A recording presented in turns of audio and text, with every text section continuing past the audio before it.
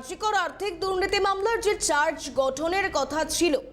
সেই শুনানির সময় নিয়েও আমরা লাস্ট আপডেটটা নিয়ে নেওয়ার চেষ্টা করব, কারণ যেমনটা জানানো হয়েছিল যে ভার্চুয়াল মাধ্যমে ধৃতদেরকে পেশ করা হবে। সেক্ষেত্রে শুনানি কখন হতে চলেছে আরো বিস্তারিত জানাবে অদ্রিজা, আমাদের প্রতিনিধি রয়েছেন আমাদের সঙ্গে টেলিফোন লাইনে। অদ্রিজা,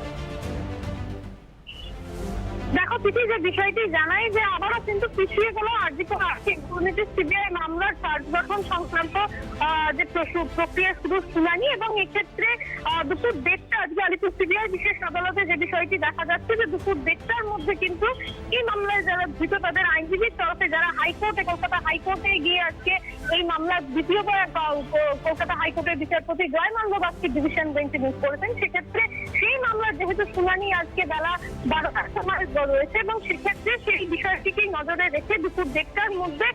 ধৃতদের আইনজীবীর তরফে হাইকোর্টে এই মামলা সংক্রান্ত যাবতীয় বিষয় জানাতে হবে আলিপুর সিবিআই বিশেষ আদালতে। এবং এক্ষেত্রে আলিপুর সিবিআই বিশেষ আদালতে বেলা 2টার সময় এই মামলার শুনানি রয়েছে। আজকে ভার্চুয়াল মাধ্যমে পেশ করা হয়েছিল সকাল 10:45 নাগাদ, যেহেতু পূর্ববর্তী যে অর্ডার অর্থাৎ গতকালের যে অর্ডার আলিপুর সিবিআই বিশেষ আদালতে, সেক্ষেত্রে